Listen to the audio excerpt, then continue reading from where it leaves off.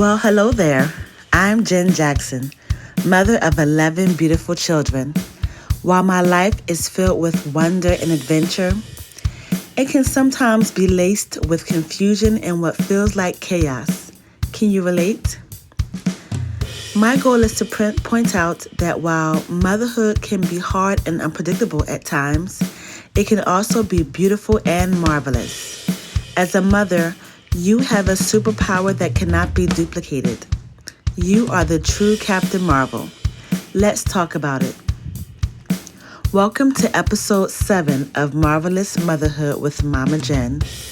And today I'll be talking about the topic of choosing wise companions. In the family devotion book that I have called Walk With Me, there's a topic that says choose wise companions. The memory verse that goes along with that is Proverbs 13:20, which says, "He who walks with wise men will be wise, but the companion of fools will be destroyed." And the melody that I have to go with that to help my children memorize it is this. He who walks with wise men will be wise, but the companion of fools will be destroyed. Proverbs 13:20. He who walks with wise men will be wise, but the companion of fools will be destroyed. Proverbs 13:20. So as believers and as a mother, I have taught my children that we want to cast off bad company. Cast off the habits, if there is a habit developed already, of hanging out with bad company and choosing bad company. And the Bible verse in 1 Corinthians 15, verse 33 says this, "Do not be deceived. Evil company corrupts good habits." But I teach them instead of hanging out with bad company, we want to cast off that, but instead we want to put on wisdom. And in Proverbs chapter 4, verse 7, it says, "Wisdom is the principal thing. Therefore, get wisdom. And in all you're getting, get understanding." Having wisdom will help us to make better choices about the things that we do in our life, even and especially making better choices in our friends and inner circle, in our influences. I teach my children that a simple definition of wisdom is any good choice that you make that helps yourself or others. And the opposite, foolishness, is bad choices that you make that hurt yourself and others. That's a very simplified version of wisdom. And when my children are about to make a decision, I tell them to ask themselves, is this a good choice that you're making? Is it going to help yourself and or others? Or is it a bad choice that you're making that's going to hurt yourself and or others? So whatever they're about to do, I ask them to remember to think about that, to ask themselves that. And that's a very concrete and simple way for children to understand the concept of wisdom. Because wisdom can seem very foreign and abstract to people. It's just a word that we use, but what does it really look like to exercise it? Some people ask. So I try to simplify it that way for my younger children to understand. And as they get older, they understand the more nuances behind wisdom. But in either case, no matter what child your age is, you want to teach them to be wise. And that will also teach them to choose wise friends. So, the Bible verse that I pointed out to my children about taking good advice and choosing good friends is in 1 Kings chapter 12, verses 1 to 24. And this is what it says. "And Rehoboam went to Shechem, for all Israel had gone to Shechem to make him king.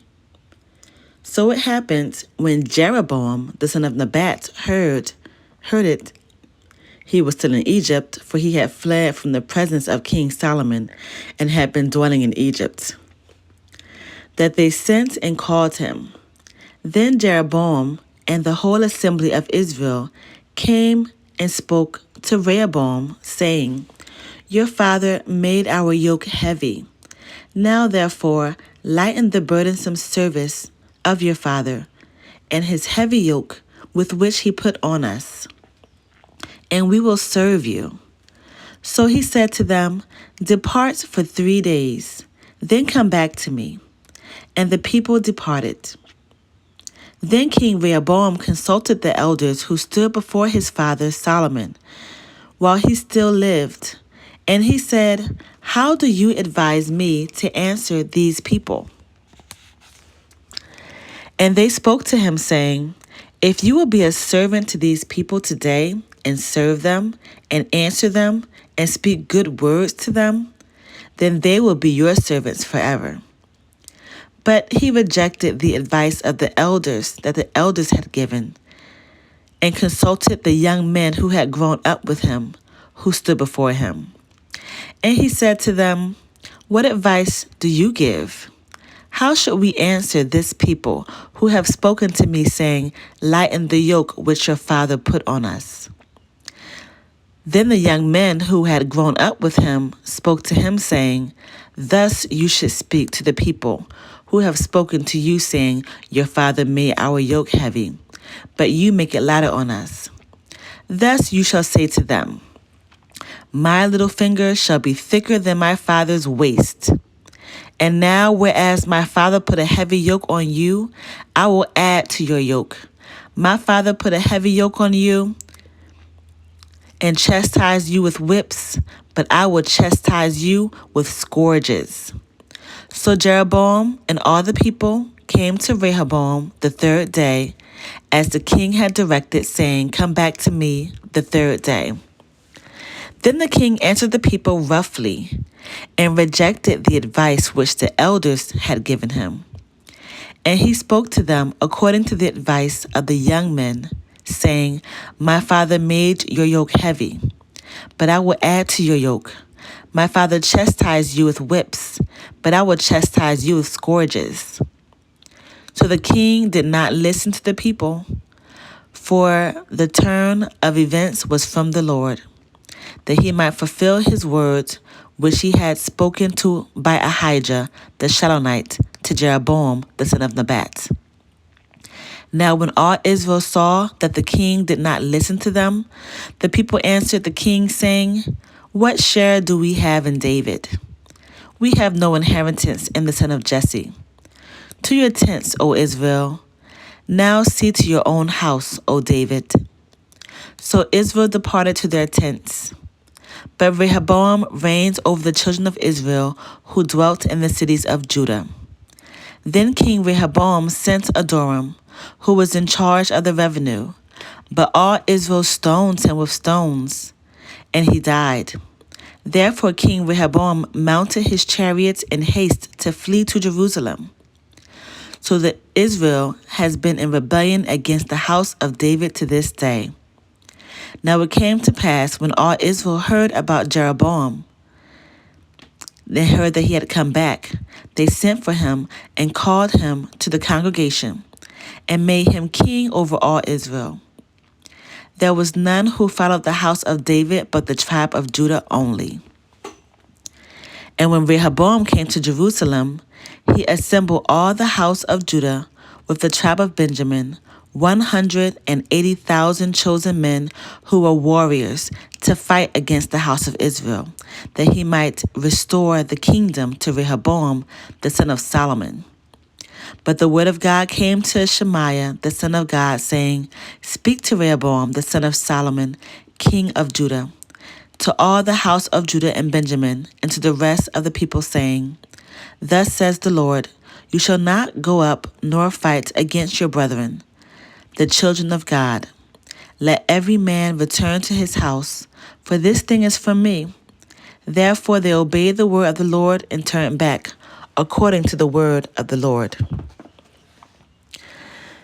So how could Rehoboam have benefited from choosing wise companions instead of foolish ones? Well, one, he could have gotten better advice. They could have told him Hey, what the elders told you is right. Answer them gently. They know what they're talking about. Choosing wise companions help us to have a better perspective of things. And so we teach that to our children. We don't want our children to hang out with foolish children who do the wrong thing and who are sneaky and who lie to their authority and who are constantly rebellious and disobedient. We know that children have their moments of disobedience and their moments of failure, as we all do. But to have a companion who constantly chooses these things will eventually rub off on our children. So we want to teach them what wisdom looks like. And we also want to set a good example for them of what wisdom looks like and what good choices look like. We want our children also to be the wise companions of someone else. So little things like teaching our children not to lie, even about the little things, is important, because that shows wisdom and maturity and integrity.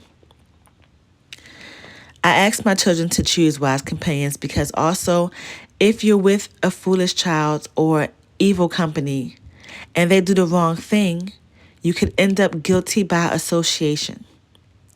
And we want to teach our children that that's a very real thing.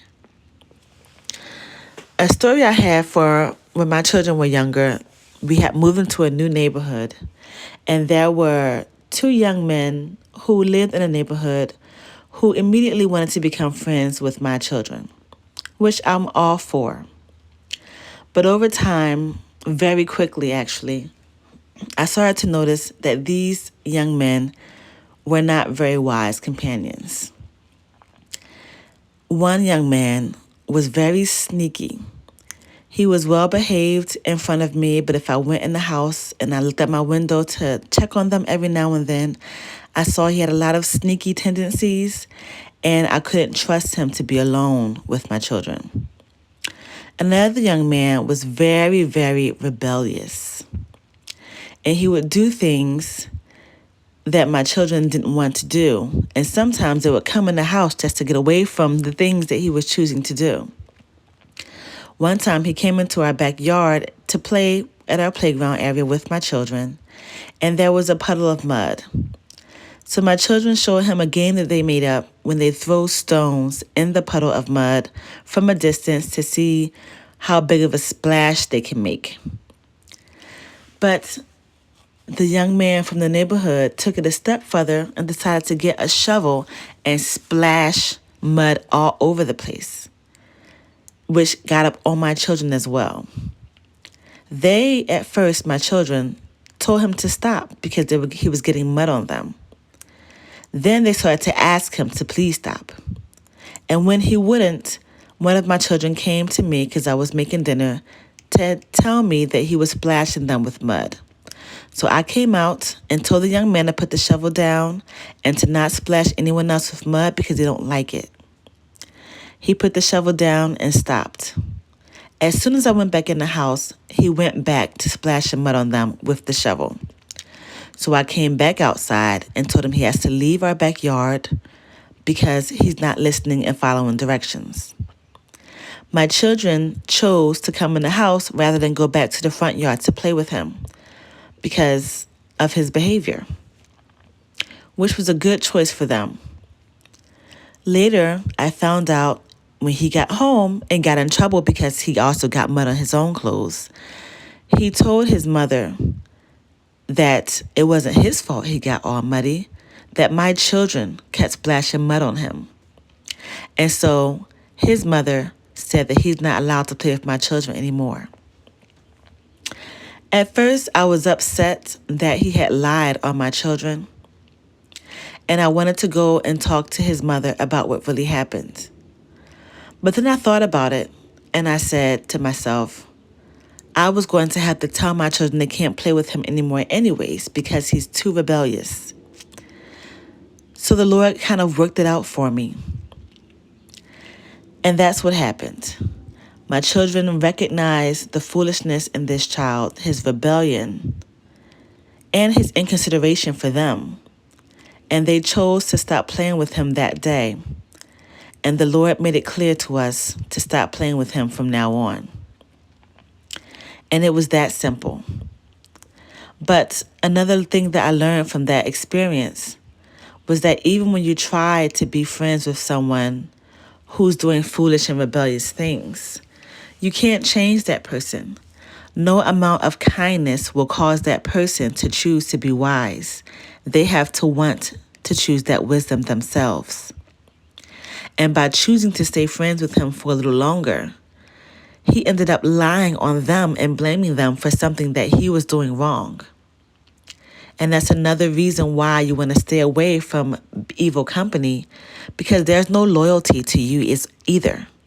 If they lack honesty and integrity, that's going to backfire on you as a companion as well. So one thing that I've learned as I've been teaching my children over the years about the importance of choosing wise companions is that it's important for us as parents, as moms, to choose wise companions as well. We want to avoid people who encourage us to divorce or encourage us to have petty reactions to our marital conflicts. We want to avoid friends who we know are cheating on their spouses or significant others. We want to avoid friends who gossip in their inner circles. We want to avoid those evil companies as well, because it sets a bad example for us. It gives us the wrong thing to look at. It gives us a bad perspective on life. And they often don't give good advice. So if you notice that when you're sharing something that you're going through with a spouse or something else, and your friend is constantly encouraging you to do something petty or foolish or rebellious, then that's the kind of person you want to avoid. And the kind of person you probably don't want to share your problems with, because that lack of integrity will backfire on you. Motherhood is marvelous, though, because it gives us enlightenment. As we raise our children and raising up another human being, we get to get a whole new perspective on life. The choices that we make, the people that we hang out with, the things that we talk about. We have a whole new perspective now, because now we have these little people watching us and learning from us. I once saw a quote that said, "Someone else is learning how to be a person by watching you."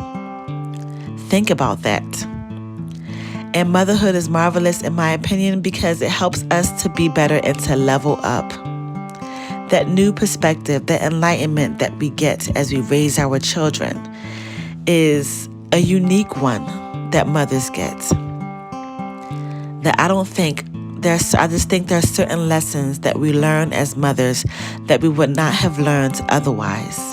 There's a level of selflessness that we learn to develop as mothers. There's a level of wisdom that we get from being mothers, from seeing our children grow up and teaching them to do things better, and teaching them and training them in how to live life. It forces us to level up in so many good ways. So what do you think, my fellow sister in motherhood?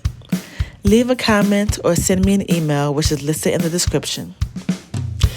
And go ahead and choose wise companions and teach your children to do the same. And have a marvelous day, Mama. You've got this.